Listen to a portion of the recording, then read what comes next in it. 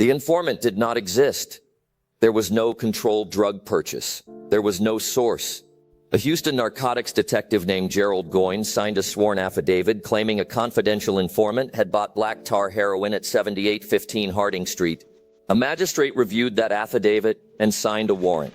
On January 28, 2019, officers from Houston Police Department Narcotics Squad 15 executed the warrant, entered the home, and killed the two people who lived there. Dennis Tuttle, 59, and Rhogena Nicholas, 58. When investigators searched the house, they found no heroin, only marijuana. The informant who supposedly purchased heroin had never existed. Two people were dead in a house they had lived in for years, killed in a raid built entirely on a lie that had passed through every institutional checkpoint without a single person catching it.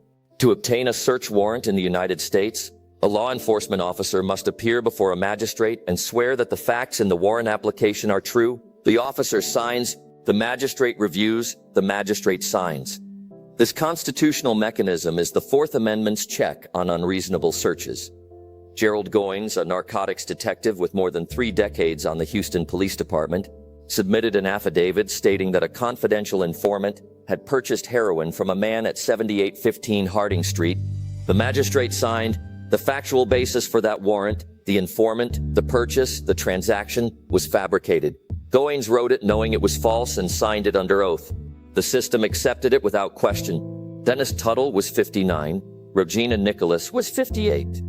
They had lived at 7815 Harding Street for years. They were not drug dealers. Neighbors described ordinary domestic routines, not a criminal enterprise. There was no surveillance establishing a heroin operation. The affidavit stood alone as the basis for the raid, and the affidavit was a lie. When Squad 15 forced entry on January 28, 2019, both homeowners were inside. Both were killed in the ensuing exchange of gunfire. 4 officers were wounded, including Goines. No heroin was found. The warrant had been built for a crime that did not exist. What followed was a major law enforcement fraud investigation. When the raid yielded no heroin and the informant could not be produced, investigators looked back through Goines' record. They examined his history of warrants and affidavits. What they found was not an anomaly. For years, Goines had filed affidavits citing confidential informants who could not be verified and in many cases could not be shown to exist. He appeared before magistrates, named sources he had fabricated, and swore to their existence repeatedly.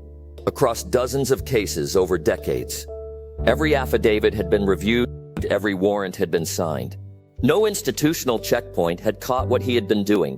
The machine had functioned normally while being used as a weapon. Houston authorities reviewed cases tied to Goines and officers in his unit. The number of cases requiring review reached over 1,700. Each represents a person arrested, prosecuted, and often imprisoned based on evidence that ran through Goines' sworn testimony or the warrants his affidavits produced.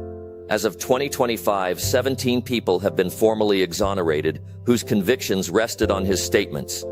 More cases remain under active review. Some spent years in prison. Some remain incarcerated while their cases proceed. Their convictions were built on documents a detective signed before a judge and swore were true. Documents he knew to be false. The 1,700 cases are the visible shape of the damage one officer could inflict within a functioning system. Goines did not operate from obscurity. He filed paperwork, appeared before judges, and worked inside a narcotics unit with supervisors and administrative review. His supervisor, Officer Stephen Bryant, was later charged with filing a false report related to the Harding Street raid. But structural failure extends beyond 2 individuals. Magistrate judges reviewed his affidavits. Prosecutors used his testimony and warrants. The process had multiple points where fabricated informants could have been questioned. At each point, the sworn word of a veteran detective proved sufficient. The system trusted him. He exploited that trust. No checkpoint was designed to catch someone who consistently lied about everything. Goines was indicted on 2 counts of murder for the deaths of Tuttle and Nicholas and faced federal civil rights charges. His prosecution experienced repeated delays. Bryant was charged with filing a false report. No supervisor above them was criminally charged.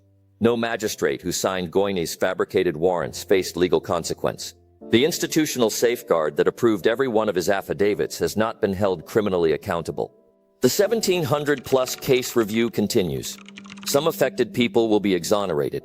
Others may never have their cases reviewed before completing sentences. Unwinding decades of fraudulent law enforcement through a system built to process cases forward, not backward, is slow.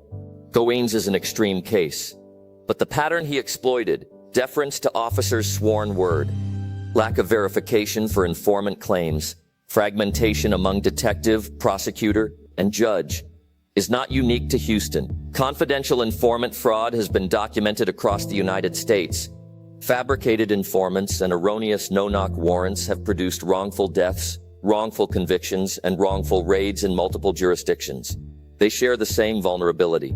The system trusts the officer and does not verify what the officer signs. The Goines case prompted a significant re-examination of no-knock warrant practices. The Houston Police Department suspended its use of no-knock warrants after the Harding Street raid.